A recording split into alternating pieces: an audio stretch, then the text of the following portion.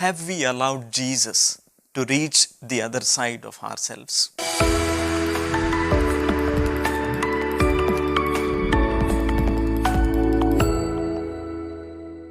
In the Gospel today, we have the curing of the two demoniacs. We hear in the passage that Jesus came to the other side. What is this, the other side? The place where Jesus goes is called the Gadarenes or Gadara, one of the Gentile cities. The Jews of that time would always consider a Gentile city unclean, and entry to such a place would require a ritual cleansing. Here in the Gospel, the other side means the place outside the Jewish territory, that is, the place which is neither clean nor holy.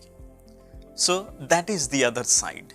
This region, the Gadarenes, where Jesus reaches, is a place full of uncleanness and filth. The area was filled with tombs. The tombs were considered always unclean and filthy because they contained the dead bodies. The demoniacs whom Jesus met were living in those unclean tombs, and thus they were also unclean.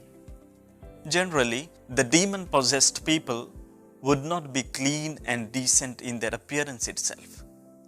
We hear that there were herds of pigs grazing in that area. Again, the pigs were considered filthy animals as they fed on all filthy things, and that is the reason why they were grazing there among the tombs, the unclean place. All these are clear to suggest to us that the other side where Jesus reached was not at all a clean place, but was filthy and unholy. In fact, visiting such a place by a Jew would definitely need a ritual purification suggested by the Mosaic law, and an ordinary Jew would always avoid landing in such a region. Jesus ignored these purity laws and went to the other side, an area known for its profound uncleanness and defilement.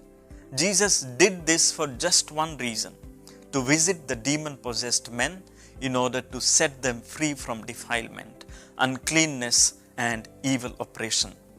He did that by driving out the demons from them.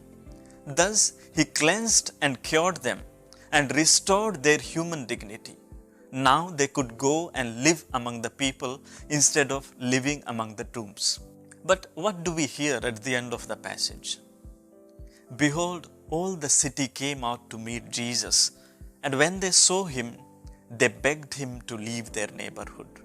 Jesus came to those men who were horribly enslaved by demons, filthy and ugly, in order to set them free and make them clean, to restore them to their community. That was a mighty work he has done, which none of them could do, as they were always frightened to approach these demon-possessed men. In fact, they could never drive out the demons because they were very powerful. Perhaps what Jesus did was just a sign. He was able to do much more things, but sadly they asked him to leave. Why did they ask him to leave? Were they concerned about him, knowing that he was a Jew and his entry to their region would incur him ritual purification? Or perhaps they did not want to lose more of their pigs. If he remained there, he would cast out more demons, and other herds of pigs might go and drown in the sea.